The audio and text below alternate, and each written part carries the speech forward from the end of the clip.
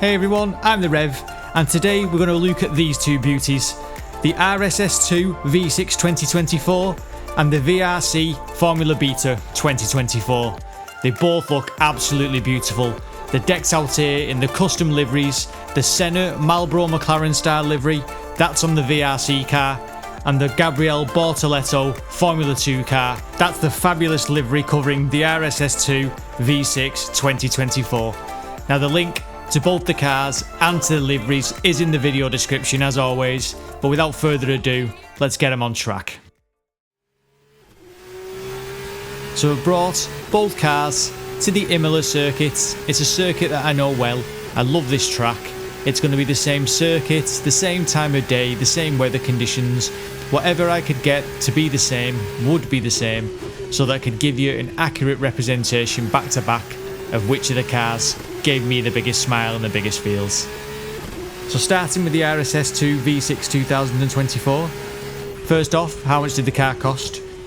Well, the car cost me direct from RSS just over £5. It states on the website that in terms of feedback and testing, Gabriele Bortoleto and Luke Browning have had a hand in the feedback and testing of this car.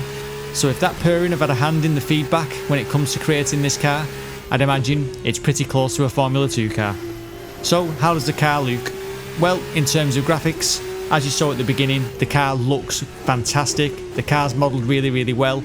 The steering wheel's beautiful. It's got loads of detail. The texture works fantastic.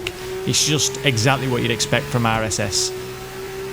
So the car certainly looks the part, but what does it sound like? Well, you tell me.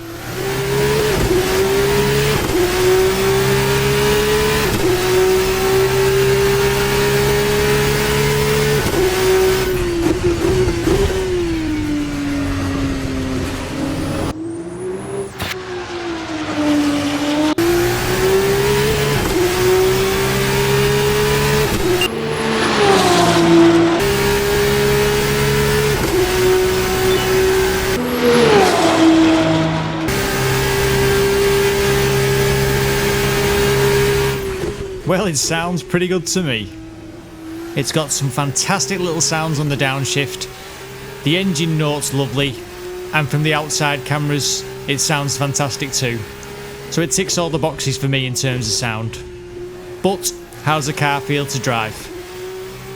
I'd say that straight away the car felt very RSS, and that's not a criticism, not in any stretch. I love their cars, I love their GT cars, and I love their Formula cars. I think they feel fantastic. So straight away, I was able to jump in. Great feel for the brake pedal.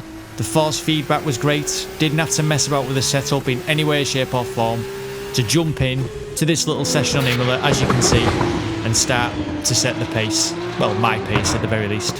I was getting faster and faster. I was able to build the pace on as I grew in confidence with the car, getting used to its little nuances. That's a big word for the northwest of England. But anyway, as you can see, it wasn't easy to drive. Just nearly lost it then, and then coming up I think the next lap I actually do lose it there. Maybe I'll show that, maybe I won't, but it's not easy to drive by any stretch, but it's comfortable and it doesn't bite you really hard for the tiniest little mistake. So in terms of pick up and play Formula 2, this is fantastic, and as I say, exactly what I expect from an RSS car. I love their cars to pieces. I will take a quick second just to stress that I've bought this car with my money. RSS provided me this car. They don't have any kind of involvement whatsoever in the video. I can say exactly what I want, and I will say what I want. I bought the car with my money, same for the VRC, just because I love playing Assetto Corsa, and I suppose I've got a bit of FOMO, do the kids call it these days?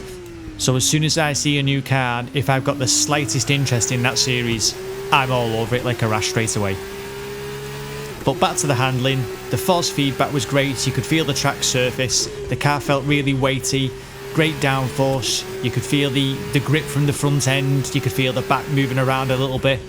It was fantastic, really nice to drive, and really nice to push.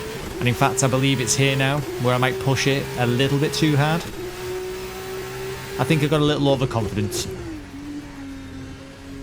On the throttle. There we go. Tut tut Rev, tut tut. But if you don't push, you don't get any faster. We learn by our mistakes. So in summary, looks great, sounds great, feels great. If you want to pick up and play Formula 2 car, the RSS car is the car for you.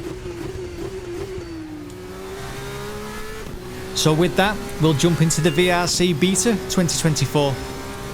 Now, this car cost me roughly £6 with tax, so it's a little bit more expensive than the RSS2 V6, but not much more expensive. It's the same 3.4 V6 engine that's in the back, and this car has apparently been developed alongside Zach O'Sullivan, who is a current FIA Formula 2 driver. So once again, just like the RSS, these guys should know what an F2 car feels like. So graphically, how's the car graphically?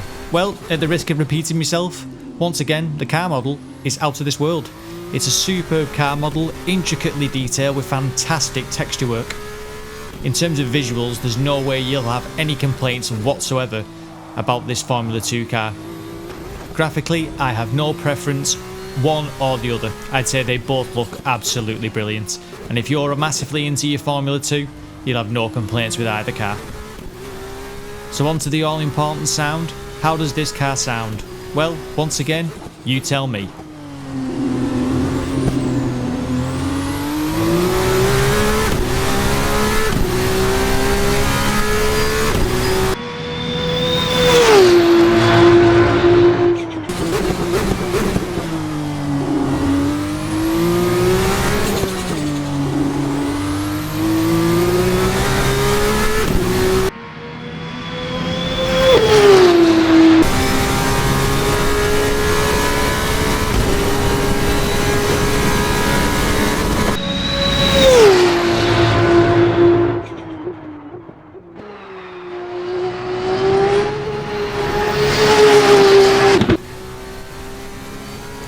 I'd say that sounds absolutely amazing, wouldn't you?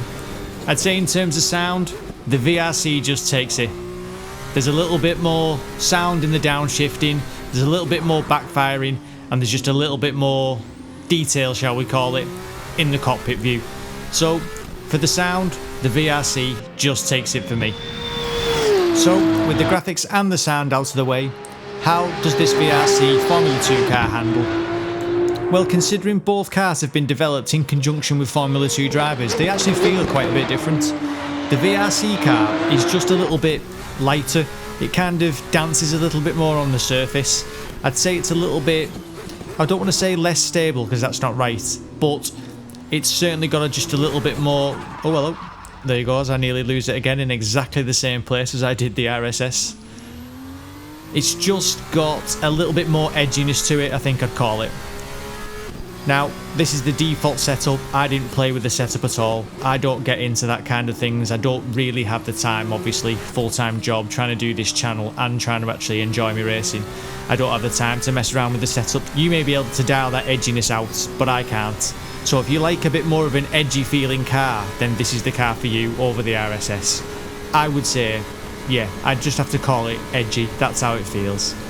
Or at least in my amateur hands, that's how it feels. The force feedback from the car, like the RSS, was absolutely fantastic. I knew exactly what the car was doing. It had a great front end, great feeling on the brake pedal. I'd say I was more likely to lock up the VRC than I was the RSS. Yeah, I think that was the case. But, oh, just right on cue. But I would say that overall, handling wise, I probably just preferred the VRC. I just felt that I was able to push on that car a little bit better. I just felt that that car suited my kind of on-the-nose driving style that little bit better, and I felt that I could push it that little bit harder. Between this and the RSS, it was an absolute gnat's chuff of a difference. Now, a gnat's chuff is a small difference, a tiny difference for those that aren't from the northwest of England, but for me, a gnat's chuff of a difference between this and the RSS. I enjoyed them both, thought they were fantastic. So if you tied me up and tickled me feet, which would I say I preferred? It would be the VRC. It's massively, massively close, but the VRC just takes it for me, just in terms of the handling, and I'd say the sound's just a little bit better, and we all know on this channel how much sound means to me. So for me, it would be the VRC. It might be £1 more expensive, but that pound is worth it to me.